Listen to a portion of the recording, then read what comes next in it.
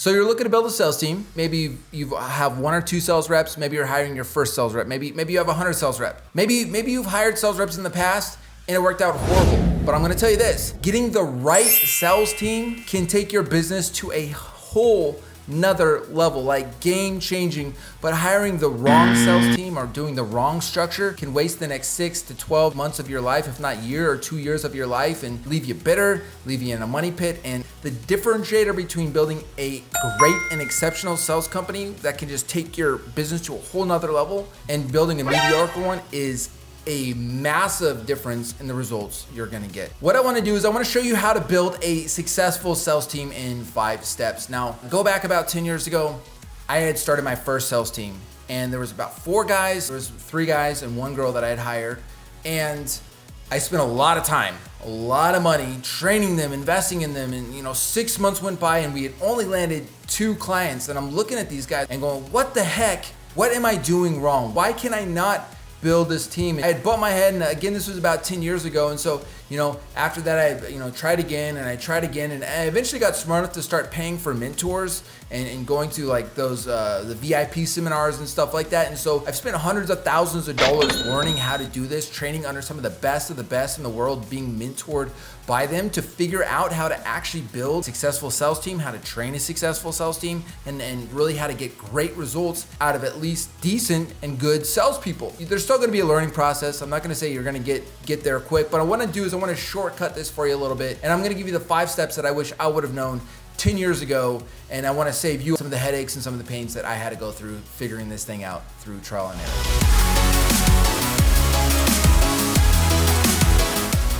Before I do that, make sure to subscribe, click that bell. Why? Because I'm always dropping new videos and I wanna make sure that your team is selling and scaling, man. Let's sell it and scale it, come on, woo! All right, if you don't already know me, my name is Tim Dodd and I run an agency called Pima, where we actually help get appointments for sales teams. We set up automated systems to warm up those appointments, and then we help their sales teams actually close those deals. We have clients with 1 or 2 sales reps that are growing, all the way up to 300 sales reps doing $1 million a day. That's right, over $300 million a year in new business. So what I'm gonna share with you today is not just the trial and error I've learned from my company. This is the systems and structures that's working for a lot of highly successful companies.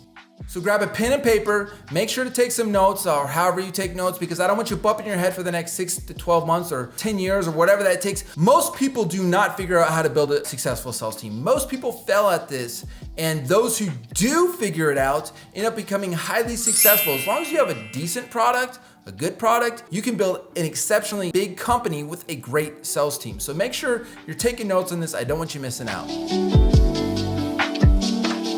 Step 1, your vision for the company has to be so big, so massive that their big, hairy, audacious goals fit inside of your goals and your vision and your dream. Like if you're going, oh man, I'll hit that $1 million mark, and you are trying to attract sales reps that want to be making $1 million a year just from their commissions, how likely do you think they're going to be attracted to your company if you're only trying to do $1 million? So your goal, your vision has to be so big and massive that all of your team's salespeople, staff, all of your staff's dreams and visions and goals, personal, professional, and financial, fit inside of your big dream and vision and goal. Because if their vision and dream and goal is bigger or outside of your vision and dream and goal, they're going to pass you up and they're going to look for a bigger opportunity. So yes, you need to create an opportunity where people go, oh my gosh, all of my personal, professional, and financial dreams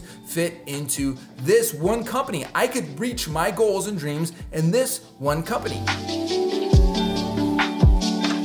The next thing is you have to define what their role is going to be. Are there going to be closers where they have the appointment set for them and all they're doing is getting on the phones and closing deals, close. Or are you going to make them also go out and hunt, get their appointments, warm those appointments up, and close those appointments? It's a very, very, very important to understand what role you're asking of them, because if you're trying to ask them to do both, that's a lot to learn. And most salespeople, if they have the opportunity, are going to want to go to the role where the appointments are already set for them so they can focus on closing. Now, of course, every salesperson wants that, But I'm telling you, the great salespeople, if you can have them just focusing on closing, that's the ideal situation. So you want to define what that role is. But what you're going to want to do is, if you do separate those, is you're going to want to have somebody either doing the marketing in-house that is filling up those calendars with consistency, or you're going to want to outsource that to somebody that can fill up those calendars. Big difference is going to be if your budget is under $10,000 a month, I suggest doing that in-house for marketing. If your budget for marketing is $10,000 or more a month, I suggest outsourcing that to at least 1 or 2 companies once your budget starts getting up bigger. But you do need to define that role, because if you're setting the appointments for the closers, you're going to have a lot more highly interested prospective candidates for that role than if you're trying to make one person do it all. Let me ask you a question. So say you have a sales rep and they're there for 8 or 10 hours a day. If you had somebody that was very good at closing deals, would you rather them be closing deals 8 to 10 hours a day, or closing deals 4 to 5 hours a day and hunting for leads the other 4 or 5 hours? Well, if you have the right leads coming in, you're gonna want to have that closer, that one great closer you have, that 2 great closers, the 3 great closers you have, being there 8 to 10 hours closing deals, bringing in those deals, because you can get somebody else to set the appointments for them. So if you had to choose between that closer spending half their time hunting and going out and finding leads and closing, or just having them close the whole time, what would you choose? So the answer is pretty simple. Now, sometimes, some situations, you need them to do both. Totally get that, but you gotta be clear on what that role is. And so let's jump into the next step, which is step 3.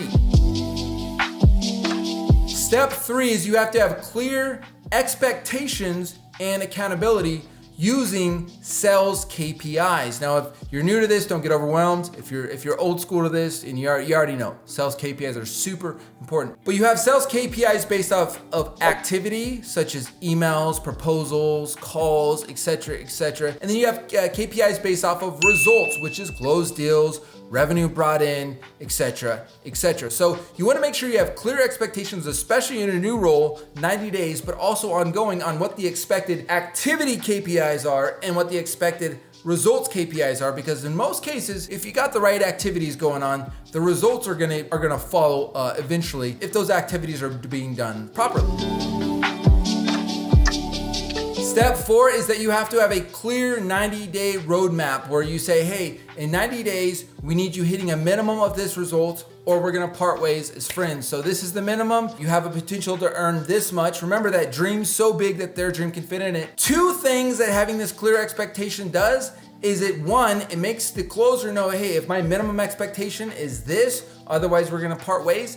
That tells them, oh shit, I better be serious about this, 1, but it also tells them, hey, they're expecting this to be the bare minimum of what's doable. So there is a big opportunity here. If you're just selling them a big opportunity and you're not setting that minimum, they might be like, dude, this guy's just blowing smoke. But if you're literally saying, hey, I'm gonna invest my time, money, and energy to training for the next 90 days, and I need you to be making a minimum X amount of commission every month in 90 days, otherwise we're gonna part ways of friends, they're gonna go, oh shoot, as long as I hit the minimum, I'm gonna be able to make that much commission. Oh my gosh, I wanna blow past that. So having clear expectations and accountability, and then at the end of the 90 days, like if they don't meet up to it, everybody knows, like, hey, they have not hit their numbers on either on the activity or on the result side. So really having clear expectations and accountability is crucial.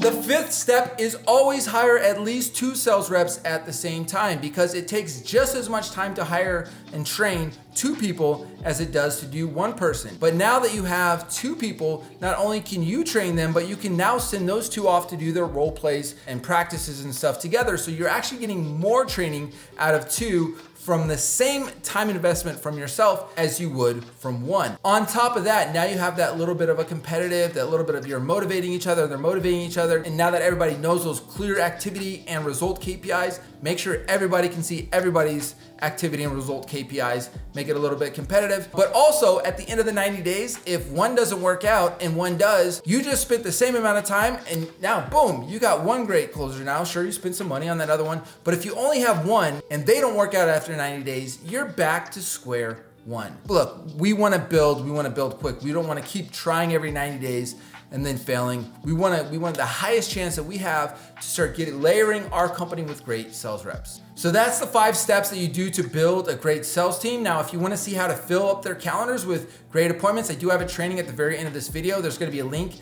down below that you can click. So make sure to stay for that. Also, make sure to like, comment, and subscribe. If you feel like I missed anything, feel free to comment down there. If you feel like anything resonated to you that was very helpful, let me know down there. You know, I'm not saying what I'm training you is perfect, but it's worked really freaking well for me and for my teams. And I would really hope that you would use it and really advance your company. So make sure to comment down below. Let me know what your thoughts are. Also subscribe and hit that bell button, man, because every time I drop a new video, I choose one of the first 5 people that comments to give one of our free sales mastery courses to, which is a $2,500 course. Don't want you to miss that. As I said below, you're gonna see a link that just popped up now that you can click to get that bonus training. I know you've been waiting for that bonus training so you can fill and flood your sales team's calendars with great meetings. This is Tim with the Tim Dodd Show, and I'll see you soon.